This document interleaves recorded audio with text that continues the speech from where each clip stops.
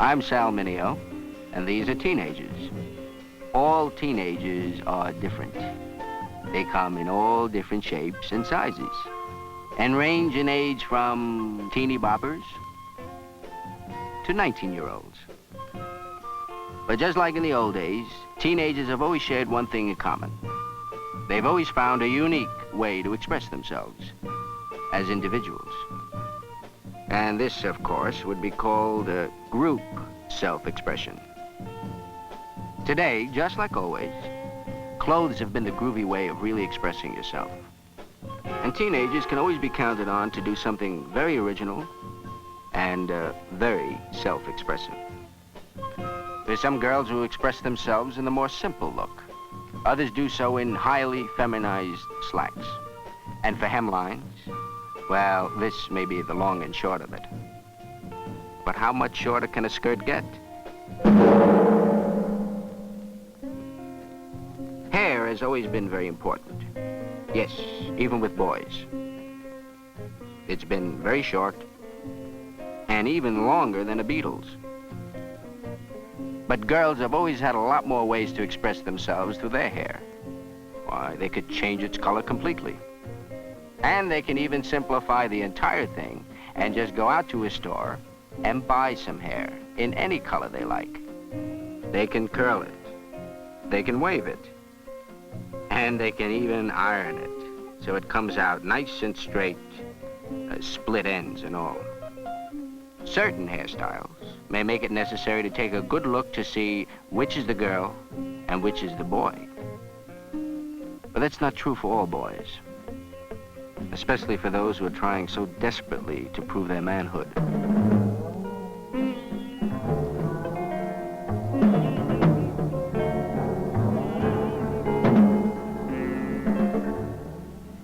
However, the more personal, the more individual way to prove your manhood was to play chicken.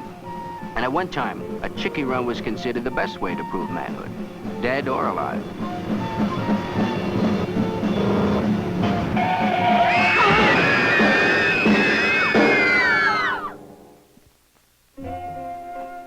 For girls, the matter of being chicken and proving yourself as a woman is still frequently based on accepting this kind of dare from a so-called friend.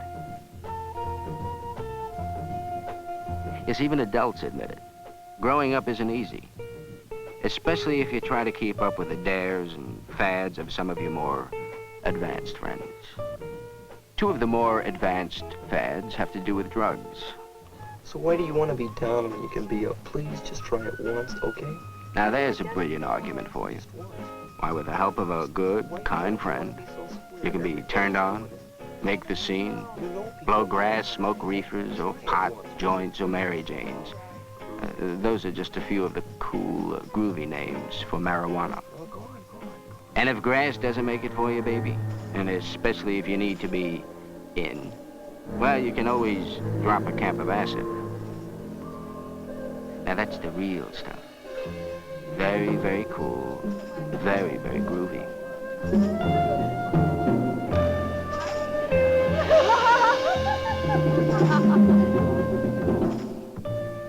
Now, everybody who takes it admits that there's always the risk of a bad trip, a bummer, a freak out, even a flip out. But why be lame, baby? Give yourself a real kick. Yes, a kick in the head.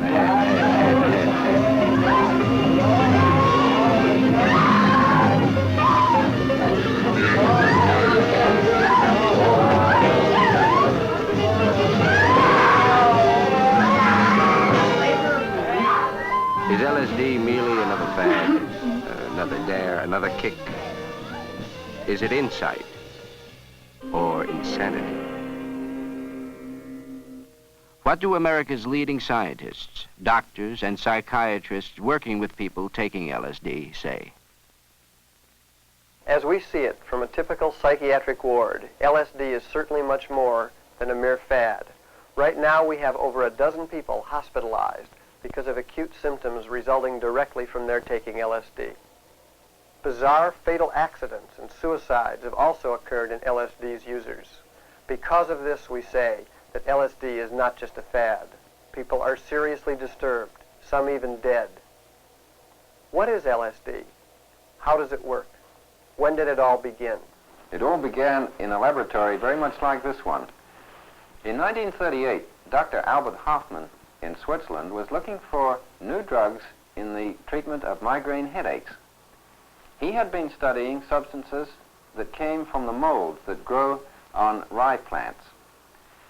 Now, it turned out that these substances were of no use in the treatment of migraine headaches, but subsequent investigation showed that they are very fascinating indeed in the changes that they produce in our mental state. It was found that these substances could produce a change in mental state closely resembling some forms of insanity, in particular schizophrenia. However, more interest has centered on the very peculiar symptoms that the drug produces in the subject who is otherwise normal. Normal people react to LSD by seeing strange patterns of wildly moving colors.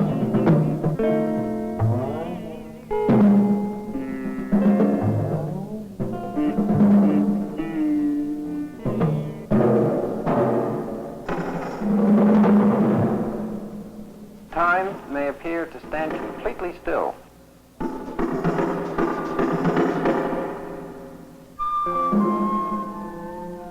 Faces may appear and then melt away.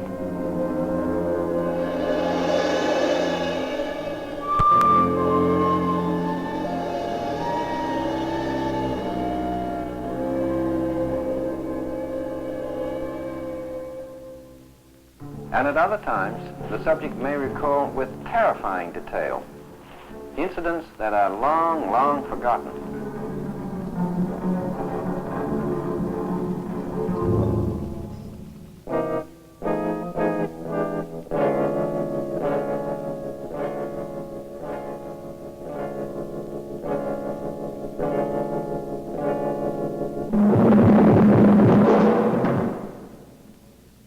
At the same time, there is often a loss of the normal cause and effect relationships of things going on in the environment. And this leads to distortion of judgment.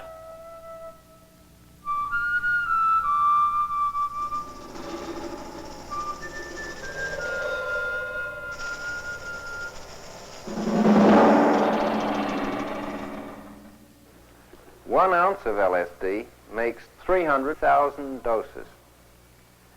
An amount of LSD the size of an aspirin tablet can make 3,000 doses. The normal dose is 100 micrograms. An experienced chemist has no difficulty in making it at home. However, we have found that this amateur stuff contains many other substances, dangerous and often deadly. The strength of this amateur stuff is always uncertain. It may contain none, or 10, or 100, or 300, or maybe 3,000 micrograms. We have produced convulsions and death in animals with large doses of LSD. Nevertheless, in spite of the risks, the word was out. LSD was it. One pill and all unhappiness would vanish. The real meaning of existence would become quickly clear. Such nonsense. Parents, deprived of LSD, did not understand. Soon there was a great public outcry. Lysergic acid diethylamide was tossed out into the streets amidst a raging controversy. Because of this, the only legitimate company manufacturing pure LSD stopped. Many scientists felt that good scientific work was impossible in such a frantic mess. This is unfortunate because there are many basic questions about LSD which remain unanswered. What are the long-term effects in the brain of LSD? Does it cause permanent damage? Some doctors are afraid that it does cause permanent damage, but at this time the facts remain unknown. Many wild and very unscientific claims have been made about LSD.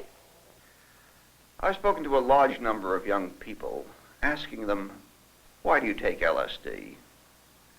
They've given me a variety of answers. The most frequent are the following. I took it the first time because I was curious. Under LSD, God's not a faraway idea. He's something that's right inside you that you're experiencing now. I took LSD for a kick. Man, LSD is like a vitamin for the brain. I mean, to expand your mind. LSD stimulates creativity in the brain. In other words, it expands your thought processes so that you can take in more. We gave a series of 50 tests to people before and after LSD. We found that at the end of 6 months following their LSD taking, that they were no more creative when we measured them than they were before they took the LSD. However, their inner feeling of subjective creativity was there. This means, perhaps, that they may have an impression of creativity, but not creativity itself. Creativity is 90% perspiration and only 10% inspiration. And LSD doesn't enhance one's desire to perspire. LSD is a really groovy way to find out more about the things around you. LSD helps me understand the whole world better. LSD helps you to understand your own mind. It releases your mind to you. LSD is a way about finding out about yourself, about your own problems.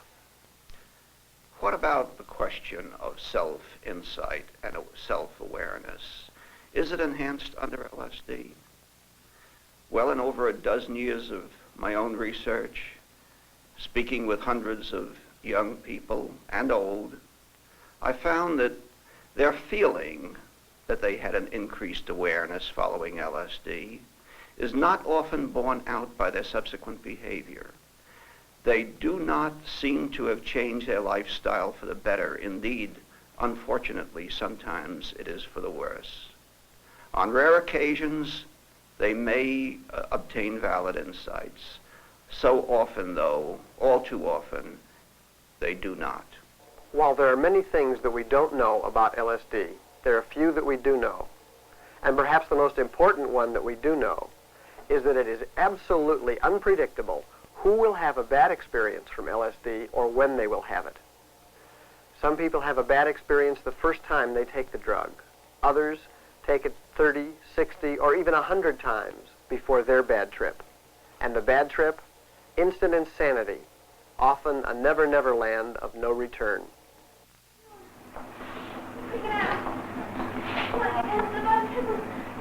You'll be okay.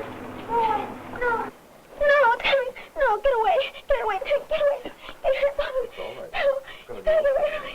Get away. It'll be all right. It's kind of close. It's kind of creepy. It's down away. Get away. Get your hand off me. Gotta get away. Gotta get away. I don't want it. I'm freaking out. It's coming closer. Come on, get away. Get away. Get away from me. Get away. My mother. Get me away. Get away. We're going to be in the hospital. It's going to be all right. I want to get... The guy didn't take much. Somebody bum tripped me. Gotta get... It's a bummer. Gotta get out of here. Somebody gotta help me. Somebody help me.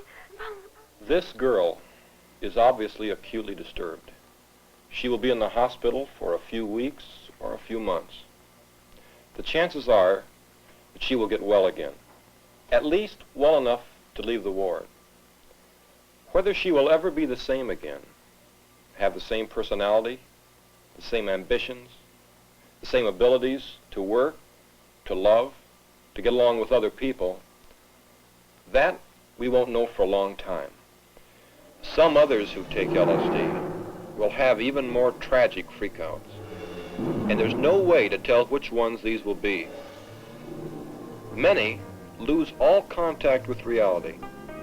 For instance, some forget what height means, and in a turned-on or euphoric state, step or attempt to fly from cliffs and high windows with real-life, permanent, non-psychedelic results. Other trippers attempt to merge their beings with large, fast automobiles. Another uncertainty about LSD is this. We don't know how it works in the body. We don't know the normal chemistry of it in the brain. There are two chemical structures here. Serotonin, a normal chemical found in the brain, and LSD, which has certain similarities to it. But whether these similarities are important or not, we don't know. There's much work to be done. A good deal of important research lies in the future. Hopefully someday we'll have the answers. There is much conflicting opinion as to why LSD should prove so popular with so many teenagers. Psychiatrists do have some ideas. One is that teenage is a time of life that's full of conflict. It's a time when people are struggling with who they are, what they want to become. A time when they're dealing with their own sexual and angry feelings. It's a time for rebellion, a time for experimentation, a time for dares, a time for fads. It's unfortunate, however, that LSD has proven to be such an in-fad. Unfortunate not because LSD is wicked or sinful of itself, but because it is such an extremely dangerous drug, a drug whose effects are so unpredictable, a drug which so often causes severe, long-lasting damage.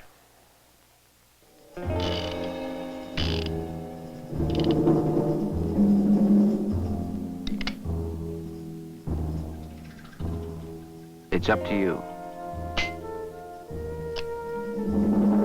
Taking LSD is much the same as playing Russian roulette. You spin the barrel with the one bullet in it, and you take a chance. Any one shot or several. Maybe an exciting and harmless kick. But each time you try, the odds keep growing against you. Until that final kick.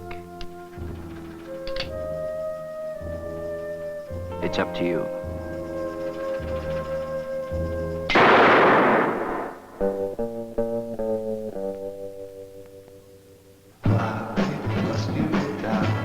When you can be up,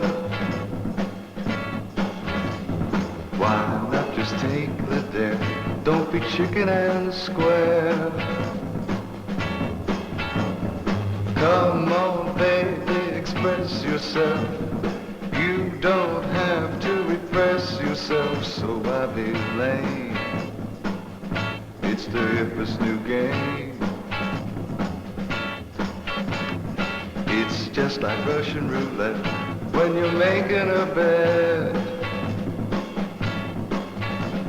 A bet that you will swing just like any old thing. It's like pulling the trigger. Without you never can figure that you'll get a kick. A kick in the head. A kick in the The great big end of your life kick. Kick in the head.